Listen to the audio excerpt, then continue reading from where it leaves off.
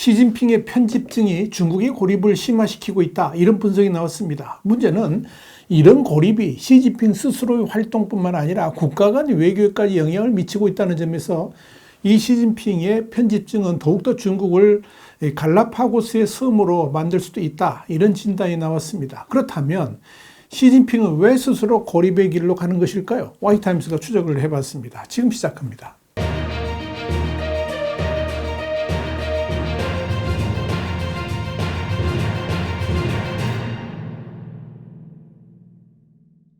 이코노미스트는 지난 12일 중국이 니하오 차이나라는 문구와 함께 팬더 이미지로 해외 관광객들의 유치를 위해 홍보하고 있지만 막상 중국을 가보면 외국인 스파이를 조심하라는 거래 광고판, 그리고 이 국가 안보 위협에 대한 경계를 촉구하는 소셜미디어의 정부 선전물이 넘쳐나고 있다 그랬습니다. 이 중국 공산당은 중국인들에게 관광객, 언론인, 사업가들이 모두 국가의 기밀을 노리고 있을 수 있다라고 주의를 촉구하고 있다. 이렇게 보도를 했습니다. 이코노미스트는 이어서 중국이 2020년 초부터 2022년 말까지 대부분의 외국인 방문객들을 봉쇄했던 코로나 제로 정책을 폐기한 지 1년이 넘은 지금 중국은 두 가지의 모순된 방향으로 나아가고 있다고 지적을 했습니다. 중국 정부 일각에서는 외국인의 입국을 희망하는 것으로 보이는데 실제로 스위스 다보스에서 열렸던 세계 경제 포럼의 대규모 대표단을 파견해가지고 세계가 어떻게 변하든 중국은 여전히 세계를 향해서 문을 더 활짝 열 것이다 그러면서 개방된 중국을 열심히 홍보를 했었죠. 물론 중국 당국의 주장대로 중국이 세계를 향해 문을 열고 있기는 합니다. 말은 맞습니다. 실제로 지난 2019년보다 지난해 중국의 무역은 달러 기준으로 했을 때 31% 증가를 했습니다. 그렇다고 중국을 개방적 국가라고 말할 수 있을까요? 진정으로 중국은 세계를 향해서 문을 열고 있을까요? 이코노미스트는 외국인 관광객의 중국 방문, 항공 편수, 학술 교류 수준, 투자 흐름, 심지어 중국 지도자 시진핑이 개인 여행 일정에 이르기까지 다양한 다른 척도를 통해서 중국의 개방 수준을 점검을 했습니다. 이런 지표는 서방과의 관계 변화, 국내적으로 안보 중심의 정책 결정 스타일, 그리고 경제의 침체된 상황으로 인해 가지고 중국이 그늘에 가려져 있음을 한눈에 보여줍니다. 중국은 더욱 공격적으로 변했고 서방 진영은 중국을 더욱 경계하고 있습니다. 우선적으로 중국으로 입국하는 외국인들의 숫자가 급감하고 있습니다. 지난해 중국은 팬데믹이 시작되기 전인 2019년에 비해서 외국인 출입국자 수가 무려 6,200만 명이나 줄었는데 이는 63% 감소한 수치입니다. 그런데 눈여겨볼 것은 중국 입국자 수 감소에 숨겨진 이면입니다. 바로 지정학적 측면에서 중국의 위상이 어떻게 변하고 있는지를 살펴봐야 하는 겁니다.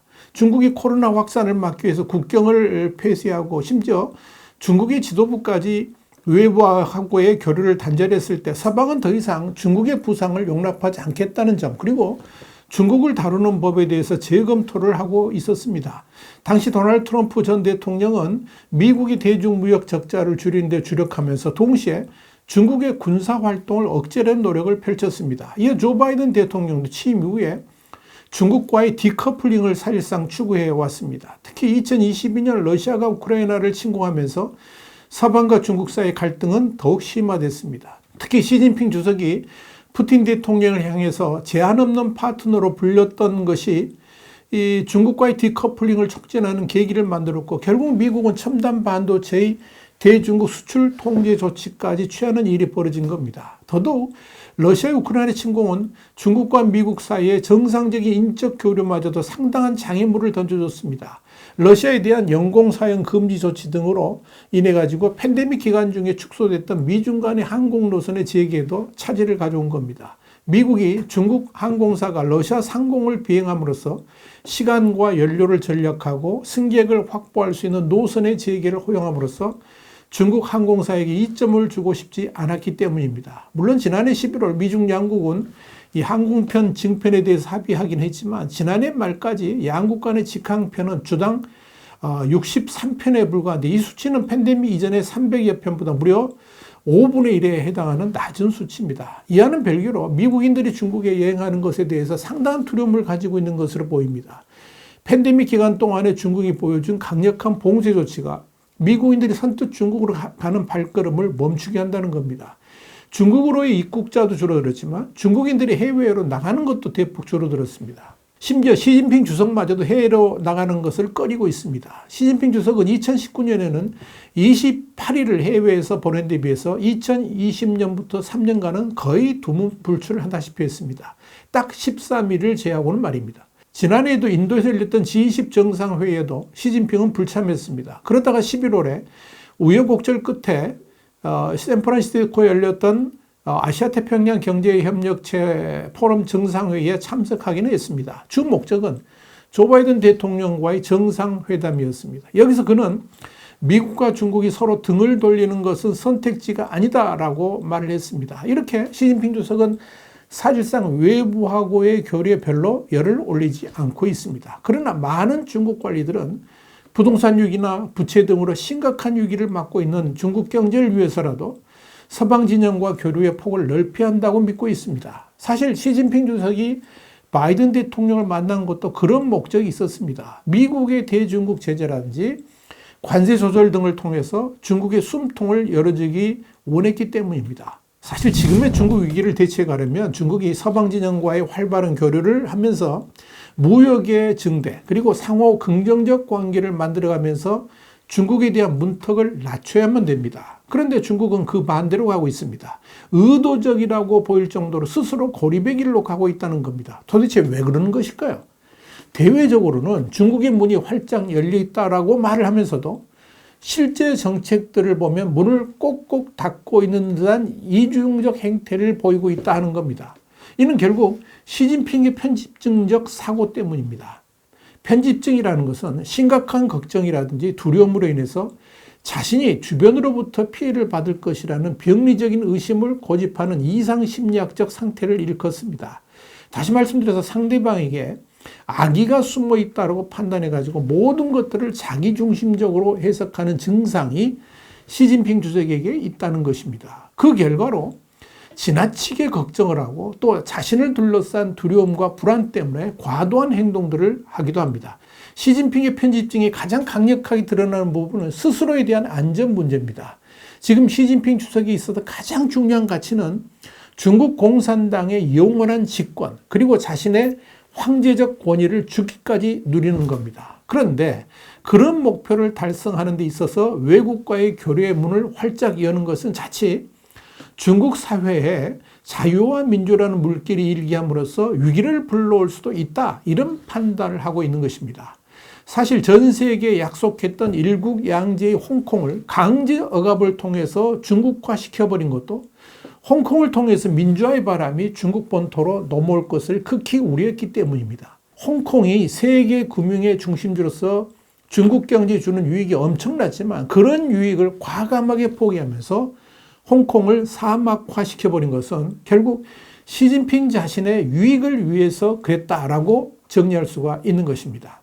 중국은 지금 기로에 서 있습니다. 14억 인구를 모두가 잘 살게 하겠다는 샤오캉 사회를 만들려면 우선적으로 중국 경제를 살려야만 합니다. 그렇게 하려면 중국은 세계와의 교류의 문턱을 더욱 낮추면서 세계인들을 중국으로 불러들여야 됩니다. 당연히 중국을 향한 글로벌 투자도 늘려야만 합니다. 이런 방향은 중국 인민들을 최우선에 놓는 인민민주주의의 지향점이기도 합니다. 이는 덩샤오핑이 추진했던 개혁개방을 통한 선부론의 지속적 추진과 상통합니다. 그런데 문제는 중국 인민이 모두 잘 살게 되는 것이 중국 공산당이 원하는 방향은 아니라는 겁니다.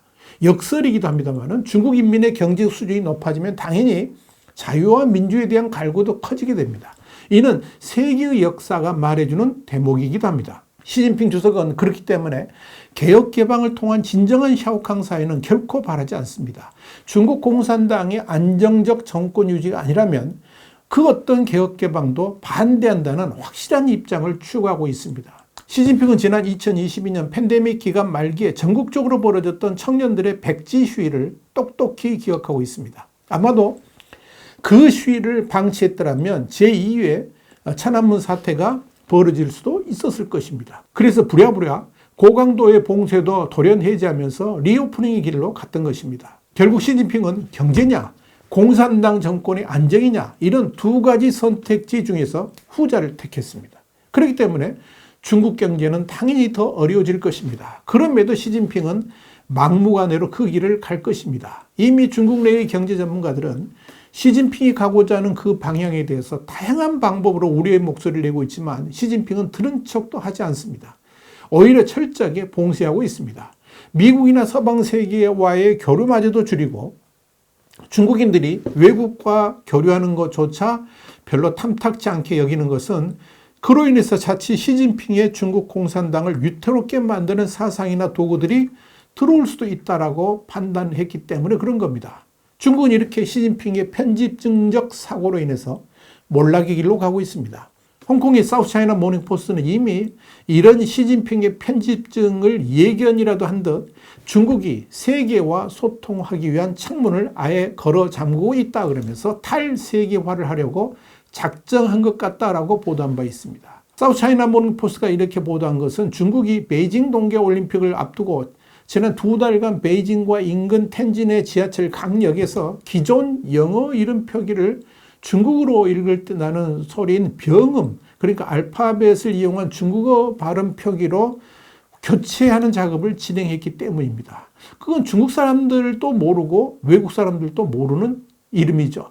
여기에 대해 사우스차이나 모닝포스트는 중국 지도부는 공개적으로 신냉전 사고를 반대하고 세계화를 지지한다고 하지만 미중 무역 전쟁 이후에 3년간 중국의 늑대 전사 외교와 서양에 대한 적대감 확대되어 왔다라고 꼬집었습니다. 시진핑의 중국이 이렇게 세계적 흐름에 역주행을 하면서 폐쇄지향의 정책을 펼치는 것을 보면 마치 몰락 직전의 청나라를 보는 것 같습니다. 사실 그 엄청났던 청나라가 무너진 것은 한마디로 중국이 세계 최고라는 오만과 외국으로부터 스스로 고립을 자초하면서 비롯되었다라고 볼 수가 있습니다. 이런 관점에서 시진핑의 중국몽과 중국 공산당이 지금 대대적으로 홍보하는 중화주의는 청나라 당시의 천국과 너무나도 유사합니다. 청나라의 최전성기였던 걸륭제 당시에 중국은 자신들이 세계의 중심이고 가장 우월하다고 생각을 했고 땅이 크고 물산이 풍부해서 있어야 할 건 다 있다 이렇게 생각을 했습니다.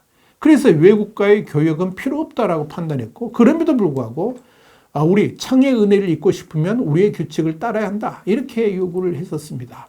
그런 청나라가 결국 어떻게 역사에 기록되고 있습니까? 19세기 후반 제국주의 열강의 힘에 의해서 결국 개방을 강요당하고 국토를 분할당하는 수모를 겪으면서 무너져 내린 것 아닙니까?